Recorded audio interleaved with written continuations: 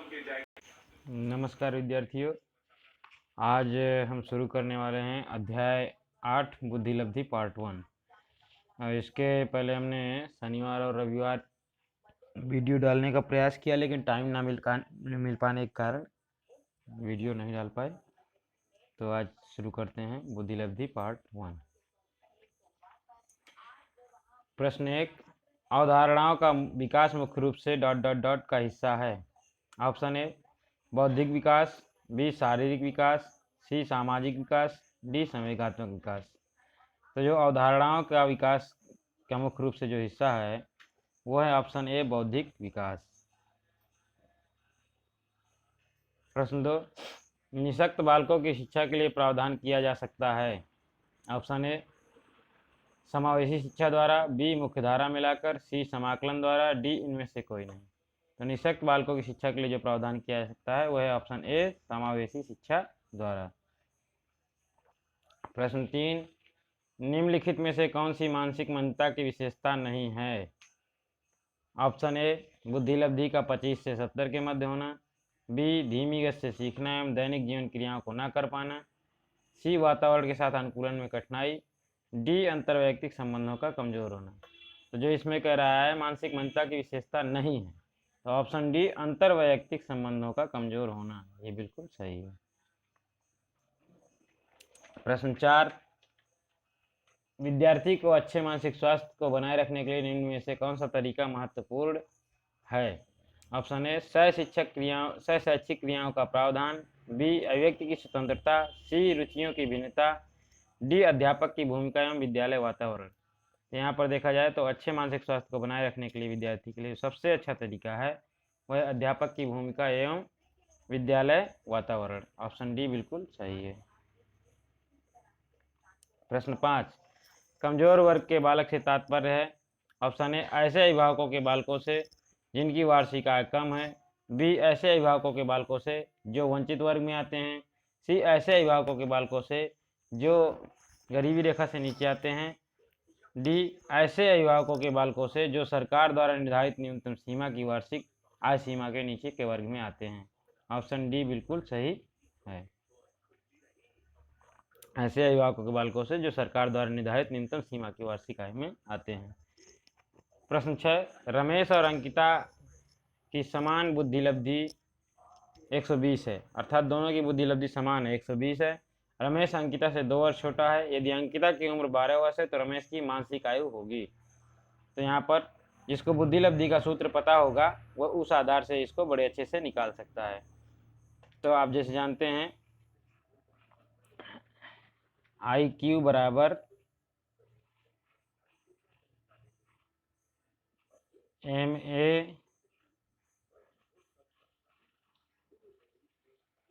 Upon CA into 100।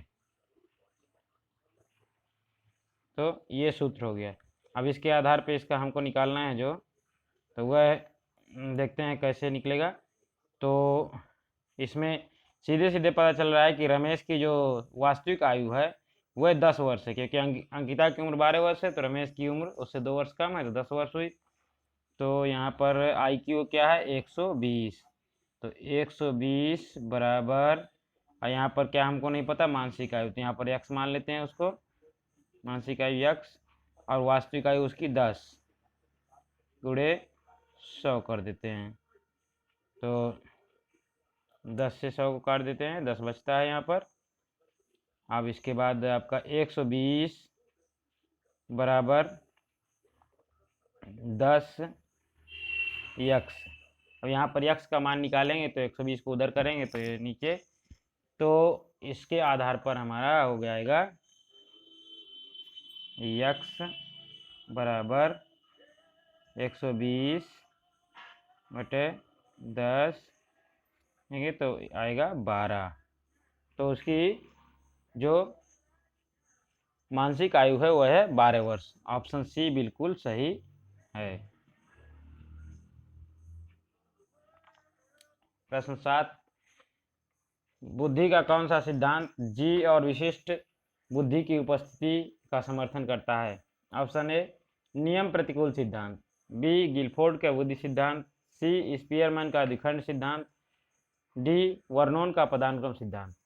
तो यहाँ पर देखा जाए तो बुद्धि का जो सिद्धांत जो जी और एस अर्थात सामान्य और विशिष्ट बुद्धि की उपस्थिति का समर्थन करता है, तो है ऑप्शन सी बी स्पीयरमैन का द्विखंड सिद्धांत। प्रश्न 8, मानसिक स्वास्थ्य और डॉट डॉट डॉट में घनिष्ठ संबंध है। ऑप्शन ए आवृत्ति, बी स्वीकार्यता, सी बचने, डी समायोजन। तो मानसिक स्वास्थ्य और स्वीकार्यता में घनिष्ठ संबंध है। ऑप्शन बी बिल्कुल सही है। यदि मानसिक स्वास्थ्य ठीक होता है तो हम स्वीकार्यता को बढ़िया ठीक से काम करते हैं।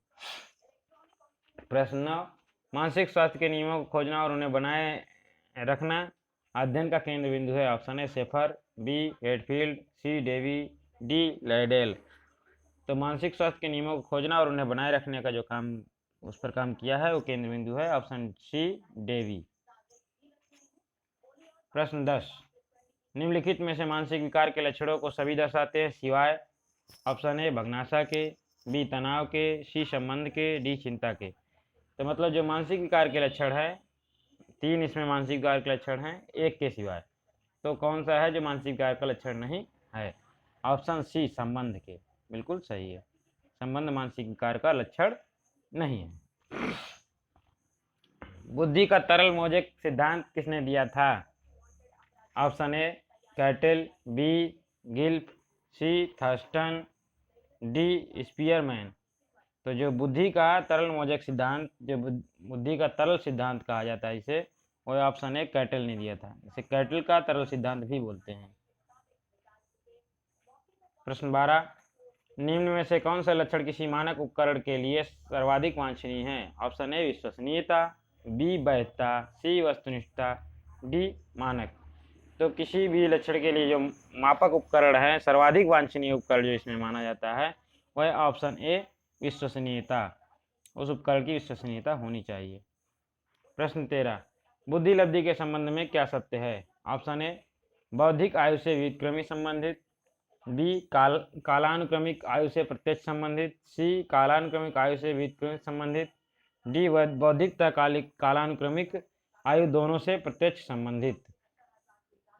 तो बुद्धि लब्धि का जो संबंध है उसके बारे में जो कहा जाता है वह कालानुक्रमिक आयु से व्युत्क्रमित संबंधी। ऑप्शन सी बिल्कुल सही है। प्रश्न 14, बहुबुद्धि सिद्धांत निम्नलिखित में से निहितार्थ देता है सिवाय ऑप्शन ए विषयों को विभिन्न तरीकों से प्रस्तुत किया जा सकता है, बी विविध तरीकों से सीखने का आकलन किया जा सकता है, सी संवेगात्मक बुद्धि लब्धि से संबंधित नहीं है, डी बुद्धि प्रक्रमण संक्रियाओं का एक विशिष्ट समुच्चय जिसका उपयोग एक व्यक्ति द्वारा समस्या समाधान के लिए किया जाता है। यहाँ पर देखा जाए कि बुद्धि लब्धि बहुबुद्धि सिद्धांत से निहितार्थ जो हैं सिवाय एक के, बाकी सब तो इसके निहितार्थ हैं लेकिन एक उसका निहितार्थ नहीं है। इसमें प्रश्न को बड़ा ध्यान से समझना होता है। तो ऑप्शन सी संवेगात्मक बुद्धि लब्धि से संबंधित नहीं है, यह बिल्कुल गलत है। ये यदि होता तो माना जाता। प्रश्न ऑप्शन सी बिल्कुल सही है। प्रश्न 15, एक समान जुड़वा भाइयों में एक को सामाजिक आर्थिक रूप से धनाढ्य परिवार द्वारा गोद लिया जाता है। प्रश्न 15 क्या कह रहा है? एक समान जुड़वा भाइयों को एक को सामाजिक आर्थिक रूप से धनाढ्य परिवार द्वारा गोद लिया जाता है, दूसरे को निर्धन परिवार द्वारा। 1 वर्ष बाद उनके बुद्धि लब्धांक के बारे में निम्नलिखित में से क्या अवलोकित होने की सर्वाधिक संभावना है? ऑप्शन ए निर्धन परिवार वाले लड़के की अपेक्षा धनी सामाजिक परिवार वाला लड़का अधिक अंक प्राप्त करेगा, बी दोनों समान रूप से अंक प्राप्त करेंगे, सी सामाजिक आर्थिक परिवार वाले लड़के की अपेक्षा निर्धन परिवार वाला लड़का अधिक अंक प्राप्त करेगा, डी सामाजिक आर्थिक स्तर बुद्धि लब्धांक को प्रभावित नहीं करता। यहाँ पर देखा जाए ध्यान से तो बालक की बुद्धि लब्धि उसके अपने आधार पर चलती है, तो सामाजिक आर्थिक स्तर जो है वो बुद्धि लब्धांक को प्रभावित नहीं करता। ऑप्शन डी बिल्कुल सही है। प्रश्न 16, प्रतिभाशाली विद्यार्थी ऑप्शन ए अपने निर्णयों में आत्मनिर्भर होते हैं, बी शिक्षकों से स्वतंत्र होते हैं, सी स्वभाव में अंतर्मुखी होते हैं, डी अपनी आवश्यकताओं को दृढ़तापूर्वक नहीं कह पाते। तो प्रतिभाशाली विद्यार्थी के बारे में जो कहा गया है वह ऑप्शन ए अपने निर्णयों में आत्मनिर्भर होते हैं। प्रश्न 17, बहुविध बुद्धि सिद्धांत के अनुसार सभी प्रकार के पशुओं, खनिजों, पेड़ों को पहचानने तथा वर्गीकृत करने की योग्यता डट डट डट कहलाती है। ऑप्शन ए तार्किक बुद्धि, बी प्राकृतिक बुद्धि, सी भाषिक बुद्धि, डी स्थानिक बुद्धि। यहाँ पर क्या कह रहा है, पशुओं, खनिजों और पेड़ों पहचानने की जो वर्गीकृत करने की योग्यता है वह है ऑप्शन बी प्राकृतिक बुद्धि, नेचुरल इंटेलिजेंस। प्रश्न 18, अधिकांश व्यक्तियों की बुद्धि औसत होती है, बहुत कम लोग प्रतिभा संपन्न होते हैं और बहुत कम व्यक्ति मंदबुद्धि के होते हैं। यह कथन डट डट डट के प्रतिस्थापित सिद्धांत पर आधारित है। ऑप्शन ए बुद्धि और जातीय विभिन्नताओं, बी बुद्धि के त्वरण, सी बुद्धि की वृद्धि, डी बुद्धि की लैंगिक विभिन्नताओं। तो प्रश्न 18 जो कह रहा है, अधिकांश व्यक्तियों की बुद्धि औसत होती है, बहुत कम लोग प्रतिभा संपन्न होते हैं और बहुत कम व्यक्ति मंदबुद्धि होते हैं। तो इस सिद्धांत को किसके आधार पर हम रख सकते हैं? तो ऑप्शन बी बुद्धि के त्वरण सिद्धांत बिल्कुल सही है। प्रश्न 19, बुद्धि लब्धांक के आधार पर विभिन्न समूहों में विद्यार्थियों के वर्गीकरण एवं स्वगरिमा को उनके शैक्षणिक निष्पादन को डॉट डॉट करता है। अर्थात दो बिंदु हैं, एक स्वगरिमा को डॉट डॉट है और उसके बाद शैक्षणिक निष्पादन को क्या करता है? तो ऑप्शन ए बढ़ाता एवं घटाता है, बी बढ़ाता एवं बढ़ाता है, सी घटाता एवं घटाता है, डी घटाता है प्रभावित नहीं करता है। तो यहाँ पर देखा जाए तो ऑप्शन डी घटाता है और उसके शैक्षणिक निष्पादन को प्रभावित नहीं करता। उसकी स्वगरिमा को तो घटाता है लेकिन उसके शैक्षणिक निष्पादन को प्रभावित नहीं करता। ऑप्शन डी बिल्कुल सही है।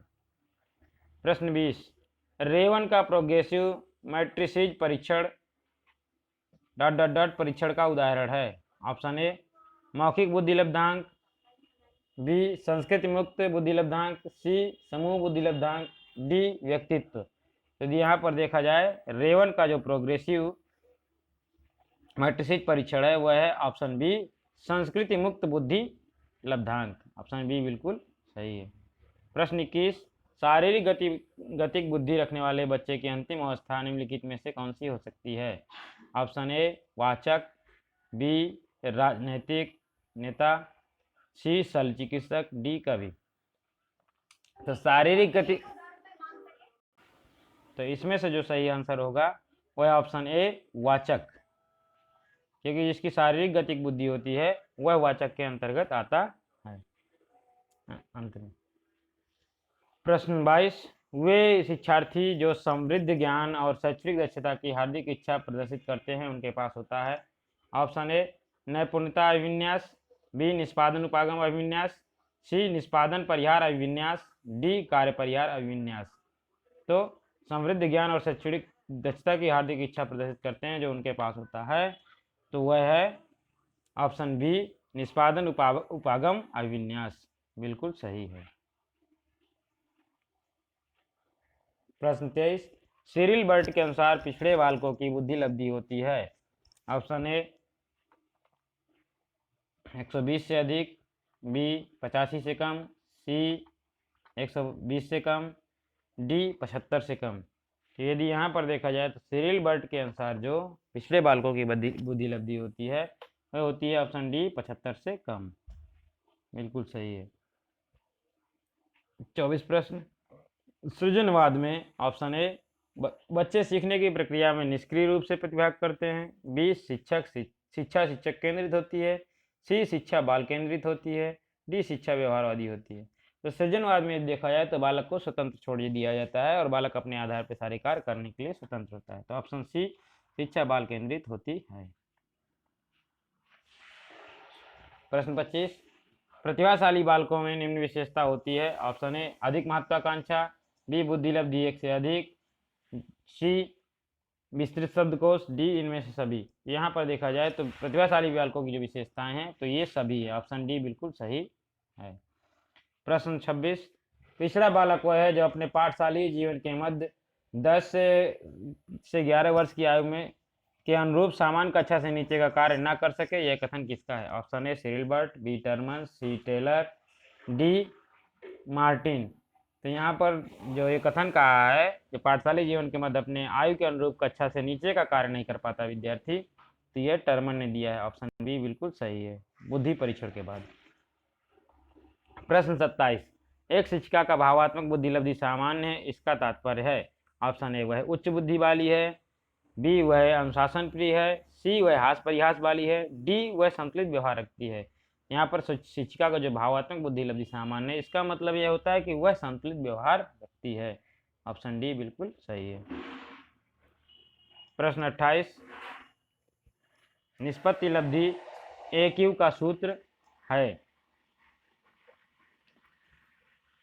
ऑप्शन ए AQ बराबर MA/CA × 100, B AQ equal to CA/EA × 100, C AQ equal to EA/CA × 100, D AQ equal to EA/MA × 100। तो यहाँ पर तो इसका जो आंसर होगा option C AQ equal to EA/CA × 100 बिल्कुल सही है। तो यहाँ पर हम आपको सबका फुल फॉर्म बता देते हैं। AQ बराबर अचीवमेंट टेस्ट, उपलब्धि परीक्षण या निष्पत्ति लब्धि कहा जाता है। और यहाँ पर जो EA दिया हुआ है, यहाँ पर एजुकेशनल एज अर्थात शैक्षिक उम्र, और जो CA दिया है क्रोनोलॉजिकल एज अर्थात वास्तविक उम्र, जो आपकी शारीरिक उम्र कही जाती है। और 100 तो आई है, और A में तो आप जानते ही हैं मेंटल एज। तो ऑप्शन सी बिल्कुल सही है इसका। प्रश्न 29, उच्च प्राथमिक स्तर पर शिक्षक को क्रियात्मक शोध का ज्ञान देना चाहिए क्योंकि वे ऑप्शन ए इसके माध्यम से बच्चों की समस्या की पहचान कर सुधार करने का कौशल विकसित कर पाएंगे, बी अपना स्वयं का विकास कर पाएंगे, सी बच्चों को प्रभावी ढंग से पढ़ा पाएंगे, डी शोध करने के कौशल को विकसित कर पाएंगे। यहाँ पर जो देखा जाए तो ऑप्शन डी बिल्कुल सही है। उच्च प्राथमिक स्तर पर क्रियात्मक शोध का जो ज्ञान होना चाहिए, उससे क्या होता है कि शोध करने का कौशल विकसित कर पाएंगे। तो ऑप्शन डी बिल्कुल सही है। प्रश्न 30 एवं अंतिम प्रश्न, परीक्षा में विद्यार्थियों को किस प्रकार के प्रश्न पूछने चाहिए? ऑप्शन ए स्मृति एवं समझ पर आधारित, बी वस्तुनिष्ठ एवं विषयगत, सी समझ एवं अनुप्रयोग पर आधारित, डी केवल वस्तुनिष्ठ। तो यहाँ पर परीक्षा में जो विद्यार्थियों से प्रश्न पूछने चाहिए वह समझ एवं अनुप्रयोग पर आधारित प्रश्न पूछने चाहिए। तो ऑप्शन सी बिल्कुल सही है।